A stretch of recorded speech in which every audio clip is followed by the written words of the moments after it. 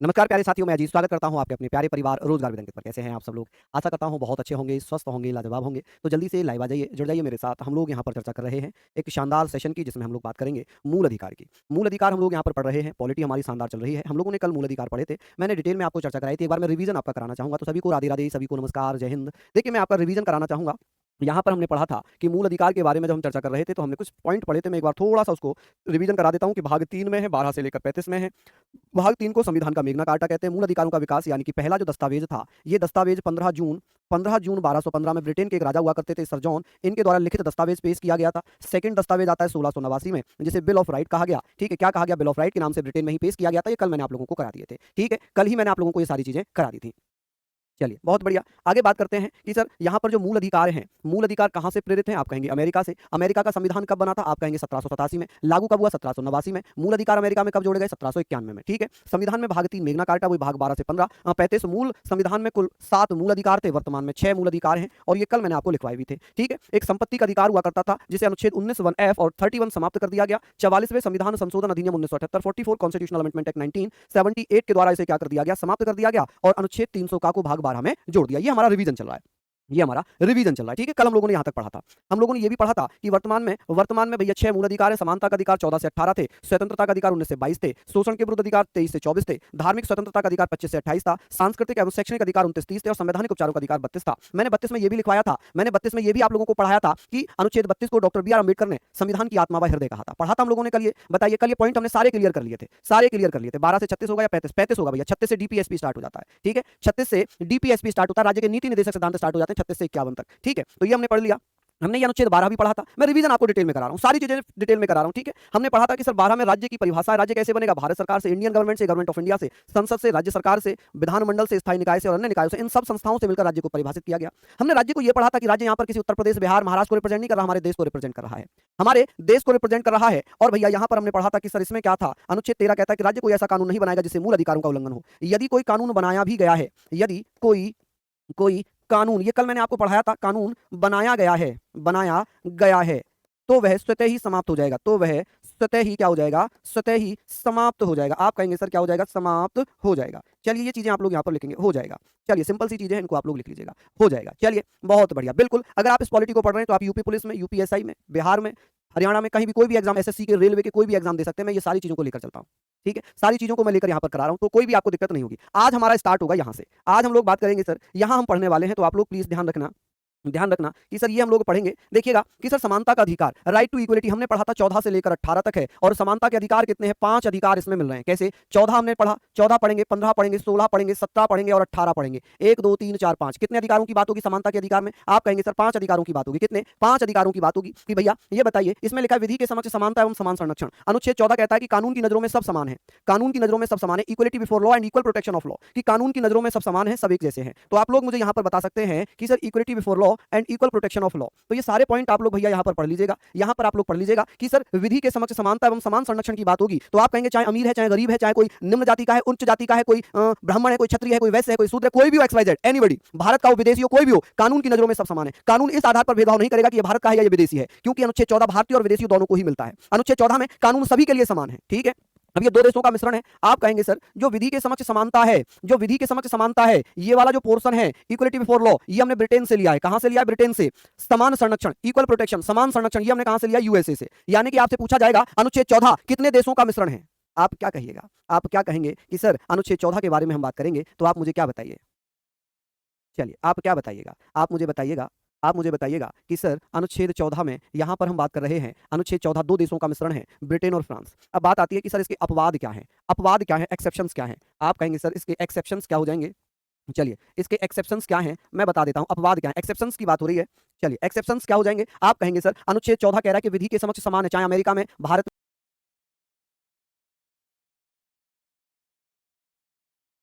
कितने देशों का मिश्रण है? आप क्या कहिएगा? आप क्या कहेंगे कि सर अनुच्छेद 14 के बारे में हम बात करेंगे, तो आप मुझे क्या बताइए? चलिए, आप क्या बताइएगा? आप मुझे बताइएगा कि सर अनुच्छेद 14 में यहाँ पर हम बात कर रहे हैं, अनुच्छेद 14 2 देशों का मिश्रण है, ब्रिटेन और फ्रांस। अब बात आती है कि सर इसके अपवाद क्या हैं? अपवाद क्या है? एक्सेप्शंस क्या हैं? आप कहेंगे सर इसके एक्सेप्शंस क्या हो जाएंगे? चलिए, इसके एक्सेप्शंस क्या हैं मैं बता देता हूं। अपवाद क्या है? एक्सेप्शंस की बात हो रही है। चलिए एक्सेप्शंस क्या हो जाएंगे, आप कहेंगे सर अनुच्छेद 14 कह रहा है कि विधि के समक्ष समान है, चाहे अमेरिका में, भारत में, कोई भी कहीं का भी नागरिक हो, भारत में राष्ट्रपति है, आम नागरिक है, आईपीएस है, कोई भी है, सब बराबर है। लेकिन अनुच्छेद 361 क्या कहता है, आर्टिकल 361 कहता है कि राष्ट्रपति और राज्यपाल जब तक अपने पद पर होंगे उनके खिलाफ कोई एफआईआर नहीं होगी, उन पर कोई मुकदमा दायर नहीं होगा, उन्हें गिरफ्तार नहीं किया जाएगा। देखा, अभी 14 में लिखा था चाहे राष्ट्रपति हो, उपराष्ट्रपति हो, राज्यपाल हो, आईपीएस हो, आईएएस हो, आम नागरिक हो, सब कानून की नजरों में बराबर है। लेकिन अनुच्छेद 361 ने कहानी घुमा दी, उसने कह दिया कि राष्ट्रपति राज्यपाल को विशेष अधिकार मिले हुए हैं, स्पेशल राइट्स मिले हुए हैं। ये क्या कह रहा है, ये कह रहा है कि जब तक राष्ट्रपति राष्ट्रपति राज्यपाल अपने पद पर हैं, जब तक राष्ट्रपति राज्यपाल अपने पद पर हैं, उन्हें ना तो गिरफ्तार किया जाएगा, ना उन पर कोई केस होगा, ना उन्हें सजा होगी। उन्होंने किसी का मर्डर किया है तो उन्हें उनके पद से हटाया जाएगा, उसके बाद उन पर मुकदमा चल सकता है। लेकिन जब तक ये अपने पद पर हैं, जब तक ये अपने पद पर हैं, तो आप क्या कहेंगे, राष्ट्रपति राज्यपाल जब तक अपने पद पर हैं, इन्हें भैया क्या होगा, आप कहेंगे इन्हें विशेष अधिकार मिले होंगे। क्या हो जाएगा, विशेष अधिकार मिलेंगे।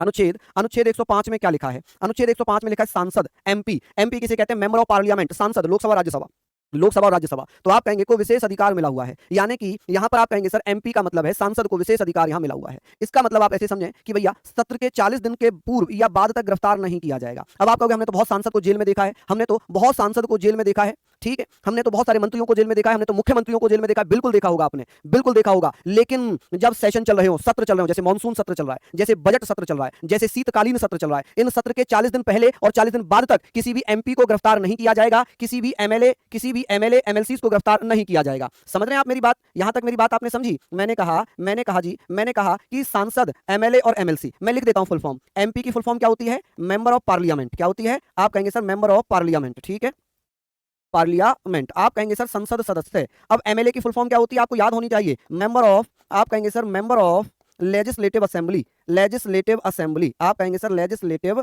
असेंबली, ठीक है, लेजिस्लेटिव असेंबली। चलिए, लेजिस्लेटिव असेंबली। और भैया एमएलसी की फुल फॉर्म क्या होती है, एमएलसी, आप कहेंगे सर मेंबर ऑफ लेजिस्लेटिव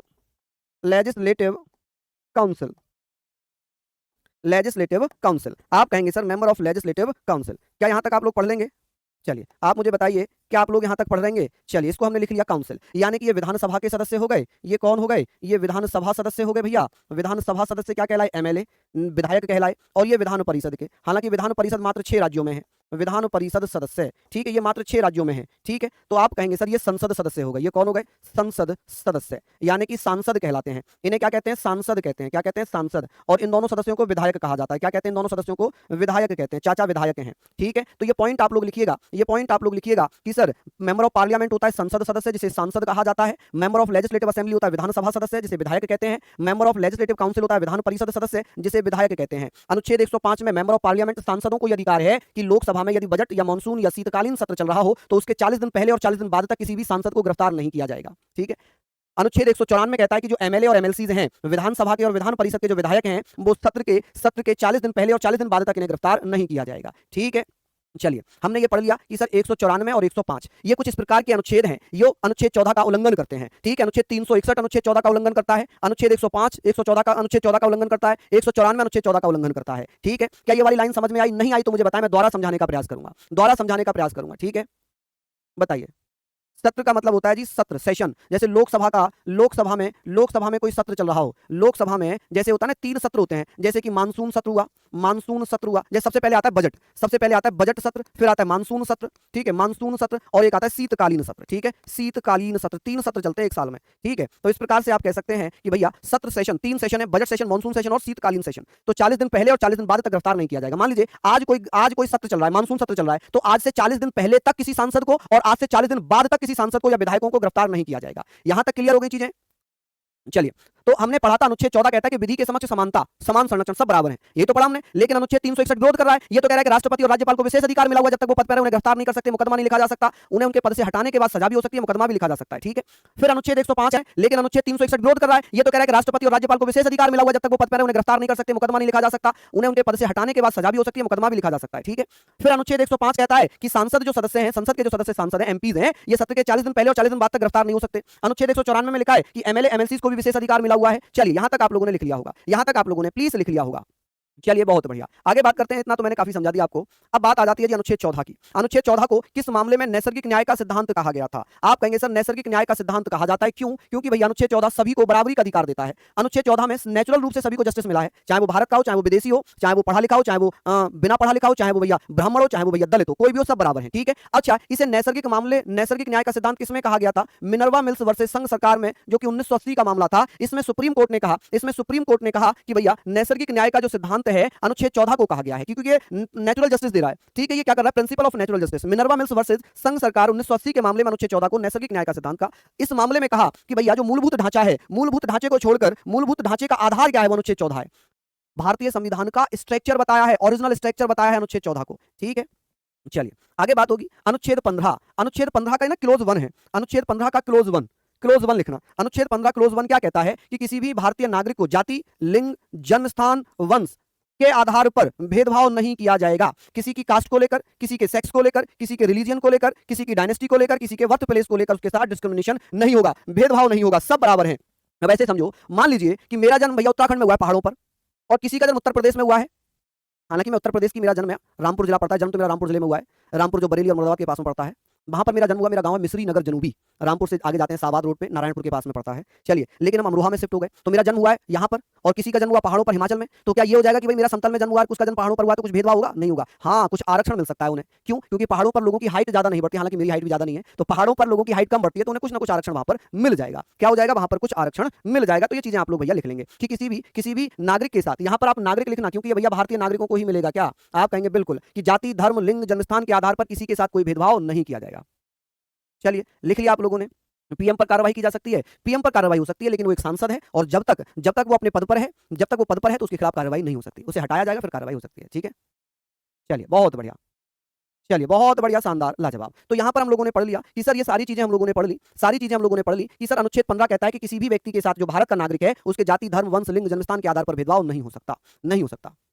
कल पाकिस्तान हिंदुस्तान में युद्ध होगा? नहीं भैया, कल एक मॉक ड्रिल है, कि अगर युद्ध होता है तो ऐसी स्थिति में हम अपने आप को कैसे बचाएंगे, उसकी ट्रेनिंग कल दी जाएगी। कल एक मॉक ड्रिल हो रही है उत्तर प्रदेश के लगभग 13 जिलों में, जैसे आगरा, लखनऊ, मुरादाबाद, बरेली, सहारनपुर। ठीक है, इन सब में भैया बक्सी का तालाब, इन सब में जो है मॉक ड्रिल चलेगी कल, कि अगर कोई हमला होता है तो हमें कैसे बचना चाहिए, हमें सुरक्षित स्थान पर चलना चाहिए, सायरन कहां बज रहा है, कहां से आवाज आ रही है, तो उसको हमें समझना चाहिए। तो कल वो मॉक ड्रिल चल रही है। ठीक है जी, चलिए बहुत बढ़िया। तो ये सारी चीजें आप लोग प्लीज नोट डाउन करिए, आज मैं पूरी पीडीएफ आपको प्रोवाइड करा दूंगा। ठीक है, अगर मैं ये हाथ से लेकर समझाता तो नहीं होता। बताइए, इंपॉर्टेंट है ना? चलिए बहुत बढ़िया, आगे बात करते हैं। ये डायरेक्ट क्वेश्चन आता है कि किस अनुच्छेद को नैसर्गिक न्याय का सिद्धांत कहा जाता है? अनुच्छेद 14 को कहा जाता है, अनुच्छेद 14 को कहा जाता है। ठीक है भैया, चलिए आगे बात आती है जी, आगे बात आ जाती है अनुच्छेद 15। अनुच्छेद 15 खंड 2 क्या कहता है? 15 खंड 2 में लिखा है कि उपरोक्त आधार पर तालाब, दुकानों, होटलों, सार्वजनिक पार्क में प्रवेश से नहीं रोका जाएगा। उपरोक्त आधार का मतलब था जाति, लिंग, धर्म, वंश, जन्मस्थान के आधार पर किसी भी नागरिक को तालाब, दुकानों, होटलों, सार्वजनिक पार्क में जाने से नहीं रोका जाएगा। ठीक है, ये अनुच्छेद 15 खंड 2 कहता है कि भैया किसी भी व्यक्ति को उसके जाति को लेकर, उसके धर्म को लेकर, उसके वंश को लेकर, जन्मस्थान को लेकर किसी भी दुकान में जाने से नहीं रोका जाएगा, किसी तालाब में जाने से नहीं रोका जाएगा, जो गवर्नमेंट पार्क है उनमें जाने से नहीं रोका जाएगा। ठीक है, चलिए बहुत बढ़िया, शानदार, यहां तक आपने पढ़ा। मुस्कान कह रही है कि सर मैं न्यू स्टूडेंट हूं। मेरी बहन, आप पहले लाइव क्लास तो लीजिए डेली, लेकिन जो आपकी क्लास बची हुई है उन्हें आप रेगुलर 1-2 घंटे एक्स्ट्रा करके क्लास ले लीजिए। ठीक है, बहुत ज्यादा भी नहीं कराया है, बहुत ज्यादा नहीं कराया है। तो मैंने कहा कि उपरोक्त आधार का मतलब था कि किसी की जाति, जाति, लिंग, धर्म, वंश, जन्म स्थान के आधार पर तालाबों, दुकानों, होटलों, सार्वजनिक पार्क में प्रवेश से नहीं रोका जाएगा। चलिए 15 खंड 3 आ जाता है। 15 खंड 3 कहता है कि राज्य को अधिकार दिया गया है। राज्य का मतलब यहाँ पर नेशन है। राज्य को अधिकार दिया गया है कि वह महिलाओं और बच्चों के लिए विशेष प्रावधान, स्पेशल प्रोविजन कर सकता है, प्रोविजंस कर सकता है। अब इसका सबसे ज्यादा दुरुपयोग भारत में हो रहा है। अनुच्छेद 15 खंड 3 में कहा है कि राज्य को यह अधिकार है कि वो बच्चों को, महिलाओं के लिए कुछ विशेष प्रावधान कर सकता है, और सबसे ज्यादा महिला इसका दुरुपयोग कर रही है। माफी चाहूंगा, मेरी बहुत सारी बहन यहां पर लाइव देख रही होंगी मुझे, मैं माफी चाहूंगा अपने शब्दों के लिए, लेकिन सबसे ज्यादा दुरुपयोग इसका इस अनुच्छेद का हो रहा है। क्यों? क्योंकि इस अनुच्छेद के तहत एक अधिनियम बना था, महिलाओं का घरेलू हिंसा से संरक्षण 2005। ठीक है जी, ये भैया एक अधिनियम बनाया गया था कि पहले क्या था कि महिलाओं पर जो अत्याचार होते थे, महिलाओं पर जो शोषण किया जाता था, उसको रोकने के लिए भारत सरकार ने महिलाओं का घरेलू हिंसा से संरक्षण अधिनियम 2005 बना दिया। क्या बना दिया? 2005 में एक अधिनियम बना दिया, और इसका सबसे ज्यादा दुरुपयोग हो रहा है। कुछ भी हो, तलाक। जी मुझे मेरे पति ने बहुत चांटे मारे हैं, मुझे बहुत मारा है, मैं अब तलाक लूंगी जी, और मुझे 50 लाख रुपए की एलिमनी चाहिए, 50 लाख रुपया चाहिए जी मुझे। अब लड़का कमाते 20,000 रुपए महीना, 50,000 कहां से दे देगा? कहां से देगा 50,000 रुपए? आए दिन यूट्यूब पर, इंस्टा पर, हर जगह वीडियो भैया भरी पड़ी है, और पैसे देते पे लड़की हंस रही है। लड़का बेचारा मजबूर है, क्या करे? क्योंकि प्रशासन इतना उल्टा है कि अगर कुछ ना करे तो लो जेल में मरो, जेल में डाल दिया जाता है, जेल में डाल दिया जाता है। तो आप देखो आए दिन कितने, कोई भैया नीले ड्रम में मिल रहा है, कोई नीले ड्रम में मिल रहा है। मुझे हंसी आ रही है कहते हुए कि किसी को तो नीले ड्रम में रख दिया जा रहा है, किसी को कहीं रख दिया जा रहा है। और बेवकूफ है लड़के भी जो इन चीजों में आ जाते हैं। हैं? भैया मैं पढ़ाई से संबंधित बातें रखता हूँ, फिर मामला सीरियस होता जाएगा। हो सकता है कि मैं कुछ ऐसा भी बोलूँ तो लगे कि ये तो एक तरफा बातें कर रहे हैं, लेकिन इसका गलत हो रहा है, इसका गलत हो रहा है जी। ये दुरुपयोग हो रहा है भारत में, और पुलिस वाले सबसे ज्यादा। आप लोग भी जब आगे बढ़कर वर्दी पहनेंगे ना, आप लोग भी दुरुपयोग करेंगे। मेरी रिक्वेस्ट है आप लोगों से, जब आप वर्दी पहने ना, तो आप लोग किसी नाजायज को मत सताना, किसी नाजायज को मत सताना। किसी ने अगर कुछ भी नहीं किया ना, तो क्या जी, ये जो है ना हमें परेशान कर रहा है, ये हमें परेशान कर रहा है। जब परेशान कर रहा है तो भैया लग गया ना हिंसा संरक्षण अधिनियम 2005, थाने में हो गई ना एफआईआर, और एफआईआर होती पुलिस वाले लाओ 1 लाख रुपए, 2 लाख रुपए लाओ, 3 लाख रुपए लाओ, तब तुम्हारा नाम निकालेंगे। मेरी रिक्वेस्ट है बच्चों, आप लोग जब पढ़े ना, जब वर्दी हो, तो सच का साथ देना, गलत का साथ कभी मत देना, ठीक है जी। चलिए, बहुत बढ़िया। हाँ, किसी को फ्रिज में काट के रख दिया, किसी को नीले ड्रम में सीमेंट में भर दिया, किसी को कुछ कर दिया, तो इसका सबसे ज्यादा दुरुपयोग हो रहा है। और आए दिन लड़के सुसाइड कर रहे हैं कि भैया पत्नी से परेशान थे। अरे भाई काहे मर रहे हो रे? माँ बाप भी तो हैं, माँ बाप भी तो हैं। उन बुढ़िया बुढ़ी का कौन? जो माँ बाप हमारे लिए जीते हैं, जिनके सपने ये है कि मेरा बेटा बड़ा होगा तो मेरे बुढ़ापे में साथ देगा, उनका कौन ध्यान रखेगा? मर जाना कोई सोल्यूशन नहीं है। ठीक है जी, चलिए आगे बात करते हैं कि भैया यहाँ पर 15 खंड 6 पढ़ा रहा हूँ, 15 खंड 4 और 15 खंड 5 नहीं पढ़ा रहा हूँ, बहुत महत्वपूर्ण नहीं है। 15 खंड 6 कहता है कि भैया ये जो अनुच्छेद है 103वां संविधान संशोधन अधिनियम 2019 द्वारा जोड़ा गया, एड ऑन किया गया। अब इसमें क्या था कि ऐसे लोग जो आर्थिक रूप से पिछड़े हुए हैं, ईडब्ल्यूएस वाले हैं, इकोनॉमिक वीकर सेक्शन, उन लोगों को 10% आरक्षण रिजर्वेशन शैक्षणिक संस्थाओं में दिया जाएगा, शैक्षणिक संस्थाओं में दिया जाएगा। ठीक है जी। यानी कि पढ़ाइयों में जो 15 खंड 6 है, इसे 103वें संविधान संशोधन अधिनियम 2019 के द्वारा जोड़ा गया। ठीक है, कब जोड़ा गया? कि 103वां संविधान संशोधन अधिनियम 2019 के द्वारा जोड़ा गया। इसमें आर्थिक रूप से पिछड़े लोगों के लिए 10% का आरक्षण है शैक्षणिक संस्थानों में, एजुकेशनल इंस्टीट्यूट में। इसी के द्वारा 15 खंड 5, 15 खंड 6 जोड़ा, 16 खंड 6 जोड़ा। 103वें संविधान संशोधन अधिनियम 2019 के द्वारा क्या किया गया है कि सर 15 खंड 6, 16 खंड 6 दोनों ही आर्टिकल जोड़े। 15 खंड 6 कहता है कि शैक्षणिक संस्थानों में 10% आरक्षण मिलेगा ईडब्ल्यूएस वालों को। 16 खंड 6 कहता है कि जो ईडब्ल्यूएस वाले होंगे उन्हें सरकारी नौकरियों में 10% का आरक्षण मिलेगा। बस यहाँ पर शैक्षणिक है, 16 खंड 6 में सरकारी नौकरियों में आरक्षण है। ठीक है, प्लीज लिख लीजिए। चलिए, हाँ जी, लिख लिया आप लोगों ने? हाँ जी, लिख लिया। मैं भैया आपसे बस एक ही बात करूंगा कि माँ बाप के प्रति आप जरूर निष्ठावान रहें, कि माँ बाप ही हैं जो अपने शरीर को काट कर आपको पालते हैं, अपने शरीर के आप उनके शरीर से बने हैं, आप उनका जिस्म हैं। कहते हैं ना कि पिता के ऊपर कुछ लाइनें थी कि बिना आंसू और बिना आवाज के जो रोता है वो बाप होता है। इन दर्द को समझना, इन लाइनों को समझना कि बिना आंसू और बिना आवाज के जो रोता है वो बाप होता है, और अपने बच्चों की तकलीफों को जो अपने फटे हुए बनियान में होता है वो बाप होता है। यूं तो 9 महीने रखती है माँ हमें अपने पेट में, यूं तो 9 महीने रखती है माँ हमें अपने पेट में, लेकिन जीवन भर जो अपने दिमाग में ढोता है वो बाप होता है। तो बेटा, इन माँ बाप का कर्जा हम कभी उतार ही नहीं सकते, कभी नहीं उतार सकते। ठीक है, तो प्लीज रिक्वेस्ट है कि आप लोग अपने माँ बाप का दिल कभी मत दुखाना। ठीक है, कभी मत दुखाना। चलिए, क्योंकि माँ बाप की दुआ आपके लिए अमृत समान होती है, और जिस दिन माँ बाप की बददुआ निकली आप खत्म हो जाएंगे, भस्म हो जाएंगे। ठीक, चलिए हम लोग बात करते हैं अनुच्छेद 15 खंड 6, 103वां संविधान संशोधन अधिनियम 2019 के द्वारा 15 खंड 6 जोड़ा गया, जिसमें आर्थिक रूप से पिछड़े लोगों के लिए, और आर्थिक रूप से किसमें हो जाएंगे? जो सामान्य जाति के लोग हैं उन्हीं में तो आर्थिक रूप से पिछड़े हुए लोग होंगे, तो उनके लिए ईडब्ल्यूएस के लिए शैक्षणिक संस्थाओं में 10% का आरक्षण दिया जाएगा। ठीक है जी, चलिए बहुत बढ़िया, यहाँ तक हमने पढ़ा। आगे बात करते हैं, आगे बात कर लेते हैं कि सर अनुच्छेद 16 में क्या लिखा है? आप कहेंगे सर लोक नियोजन की समानता, इक्वल अपॉर्चुनिटी, यानी कि सरकारी नौकरी में समानता। अब आप पढ़ेंगे अनुच्छेद 16 कहता है कि सभी सरकारी नौकरियों में बराबरी के अधिकार होंगे, सभी लोगों को अनुच्छेद 16 के अनुसार बराबरी का अधिकार मिलेगा। क्या मिलता है? क्या मिलता है? नहीं मिलता।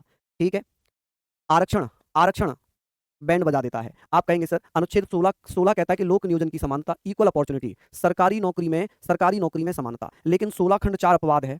16 खंड 4 क्या है? अपवाद है। यहाँ कह रहा है कि सब लोग बराबर हैं। यहाँ 16 खंड 4 कहता है राज्य को अधिकार है कि वह जनसंख्या के अनुपात में आरक्षण दे सकता है। क्या कर सकता है जी? आरक्षण दे सकता है। अब आप मुझे बताइए कि 16 कह रहा है कि सब लोग बराबर है, चाहे अमीर है, गरीब है, जनरल है, ब्राह्मण है, शेड्यूल है, कोई भी X Y Z, SC ST है, OBC है, सब बराबर है अनुच्छेद 16 के अनुसार। लेकिन 16 खंड 4 कहता है कि राज्य को अधिकार है कि वह जनसंख्या के अनुपात में आरक्षण दे सकता है। जिनकी सरकारी नौकरियों में संख्या कम है, राज्य उन्हें आरक्षण दे सकता है। ठीक है, अनुच्छेद 16 खंड 5, अनुच्छेद 16 खंड 5 कहता है ये 103वां संविधान संशोधन अधिनियम 2019 द्वारा जोड़ा गया। मैंने अभी बताया था, मैंने जस्ट यही बताया कि भैया ये भी 103वें संविधान संशोधन अधिनियम 2019 के द्वारा जोड़ा गया, और ये भी 103वें संविधान संशोधन अधिनियम 2019 के द्वारा जोड़ा गया। इसमें लिखा है ईडब्ल्यूएस, इकोनॉमिक वीकर सेक्शन के 10% का आरक्षण रिजर्वेशन, और ये आरक्षण किसमें मिलेगा? सरकारी नौकरियों में। और यहाँ आरक्षण किसमें मिला था? शैक्षणिक संस्थाओं में, एजुकेशनल इंस्टीट्यूट में। क्लियर है? बस अंतर क्या है कि यहाँ पर सरकारी नौकरी, ईडब्ल्यूएस का मतलब है आर्थिक रूप से पिछड़ा वर्ग। आप कहेंगे सर आर्थिक पिछड़ा वर्ग, इकोनॉमिक वीकर सेक्शन, आर्थिक पिछड़ा वर्ग, ईडब्ल्यूएस, इकोनॉमिक वीकर सेक्शन के को 10% आरक्षण सरकारी नौकरियों में दिया जाएगा। ठीक है, फिर आता है जी अनुच्छेद 17। अनुच्छेद 17 क्या कहता है? अनुच्छेद 17 कहता है कि सर अस्पृश्यता का अंत, द एंड ऑफ अनटचेबिलिटी। आप कहेंगे सर अस्पृश्यता का अपराध अधिनियम 1955 में ये कानून बनाया गया कि भैया यहाँ पर ये कानून बनाया गया कि यदि कोई किसी के साथ भेदभाव, छुआछूत करता हुआ पाया जाता है उसकी जाति को लेकर, कि भाई ये तो ST में आते हैं, इनके साथ खाना नहीं खा सकते, इन्हें अपने घर में नहीं बैठा सकते, इन्हें चारपाई पर नहीं बैठा सकते, इन्हें अपने घर का नल नहीं चलाने दिया जा सकता, तो ऐसी स्थिति में क्या होगा भैया? ऐसी स्थिति में FIR होगी, आपको सजा भी दी जा सकती है, और इसके तहत भैया 500 रुपए का जुर्माना और या 6 माह की जेल, 6 माह की जेल। ठीक है जी, 6 माह की जेल, या दोनों भी हो सकते हैं, या दोनों भी हो सकते हैं। अगर किसी को किसी के साथ उसकी जाति को देखकर छुआ-छूत करता हुआ पाया जाता है तो अनुच्छेद 17 के उल्लंघन का, अस्पृश्यता का अपराध अधिनियम अनुच्छेद 17 के उल्लंघन पर 1955 में एक अधिनियम बना, अस्पृश्यता का अपराध अधिनियम 1955, जिसमें भैया 500 रुपए का जुर्माना और 6 महीने की जेल या दोनों भी हो सकते हैं। लेकिन क्या किया गया, 1976 में संशोधन कर दिया। 1976 में संशोधन करके इसे सिविल अधिकार संरक्षण अधिनियम 1955 बना दिया। संशोधन 1976 में हुआ है। आप कहेंगे civil rights protection act, civil rights protection act 1955। तो ये सारी चीजें आप लोग यहाँ पर लिख सकते हैं, यहाँ पर आप लोग लिख सकते हैं। तो ये सारी चीजें आप लोग पढ़ सकते हैं कि sir civil rights protection act 1955, civil अधिकार संरक्षण अधिनियम 1955। ठीक है जी, चलिए बहुत बढ़िया, शानदार। लेकिन मैं आपको बताना चाहूंगा अनुच्छेद 17 मैंने भी देखा है, अपने घर में भी देखा है। जब हम गांव में रहते थे, मैं बात कर रहा हूं 2008 की, जब हम गांव में रहते थे तो हमारे घर में एक आंटी काम करने आती थी। वो एक विशेष वर्ग से हैं जो जानवरों की सफाई करती हैं, झाड़ू लगाती हैं, है ना, गोबर वगैरह का काम करती हैं। तो मैंने अपने घर में ही देखा, मैं दूसरे का क्यों कहूं, मैं अपने घर की बात कर रहा हूं कि वहां पर उनके खाने के बर्तन अलग थे, उन्हें चाय उनके अलग कप में दी जाती थी, और जब वो पानी पीने के लिए आती थी तो नल किसी बच्चे को या हम में से किसी को चलाना पड़ता था, क्योंकि उन्हें हमारे घर का नल छूने की आज़ादी नहीं थी। ये ऐसे कुछ रूल थे हमारे घर में। 2008 की बात बता रहा हूँ, जब हम छोटे छोटे थे, गाँव में रहते थे। हालांकि मैं 2008 में 12th कर रहा था। तो मैंने एक दिन अपने दादा से पूछा कि ये क्या है, इन्हें नल क्यों नहीं चलाने देते। दादा ने बड़ा अटपटा जवाब दिया कि बेटे ये हमारे पारिवारिक प्रथा चली आ रही है कि ये लोग हमसे नीचे हैं। तो फिर मैंने उनसे पूछा नीचे क्यों, उनमें भी तो वही खून है जो हम में है, उनमें भी तो लाल खून है जो मुझ में है। तो फिर मुझे सुनने को मिला, अच्छा ज़्यादा पढ़ लिख गए हो, घर की मर्यादा भूल रहे हो। क्योंकि मेरे तो बहुत सारे दोस्त थे उस कास्ट में भी, हम बाहर रहते थे, मेरे काफ़ी सारे दोस्त हम साथ खाना खाते थे, मैं आज भी सबके साथ खाना खाता हूँ। ठीक है, लेकिन उसके बाद अब धीरे धीरे ये चीज़ें खत्म हो गई हैं, अब ये चीज़ें खत्म हो गई हैं। ठीक है, अब इस अधिकार को क्या बना दिया, सिविल अधिकार संरक्षण अधिनियम, सिविल राइट्स प्रोटेक्शन एक्ट या protection of civil rights act 1955 बना दिया गया है। ठीक है, और इसे 1976 में बदल दिया गया। इसमें भी 500 रुपये या 6 महीने की जुर्माना की बात की गई है। ठीक है, समझ रहे हैं आप लोग, समझ रहे हैं आप लोग मेरी बातें। चलिए बहुत बढ़िया। नहीं, अब तो दादाजी तो भैया एक्सपायर हो गए, दादाजी तो हमारे एक्सपायर, जो और रियल दादाजी थे वो तो एक्सपायर हो गए, 2015 में एक्सपायर हो गए थे वो। चलिए हम बात करेंगे सर यहाँ बात करेंगे अनुच्छेद 18 की। कहीं ऐसा ना हो कि ऊपर से देख रहा हूं, अच्छा मेरी बुराई कर रहा है, आज तेरे ऊपर भूत बन कर आऊंगा। कहीं ऐसा ना हो दादाजी मेरे ऊपर भूत बन के आ जाए, अच्छा मेरी बुराई कर रहा था, ले बेटे आज तुझे बताता हूँ भूत क्या होता है। लेकिन मेरे दादाजी अच्छे थे, ठीक है, बहुत अच्छे थे, है ना दादाजी, मुझे परेशान मत करना। चलिए बहुत बढ़िया, शानदार। तो यहाँ पर हम लोग समझ रहे हैं, यहाँ पर हम सारी चीजें समझ रहे होंगे। सिविल का मतलब होता है आम नागरिक के लिए। ठीक है, चलिए चलिए बहुत बढ़िया, लिख लिया आप लोग भैया। अब बात आती है सर, इसमें क्या लिखा है, उपाधियों का अंत, उपाधियों का अंत, द एंड ऑफ टाइटल। जैसे कि टाइटल की अगर मैं बात करता हूं, आप कहेंगे सर टाइटल से कैसे मतलब यहां पर हुआ।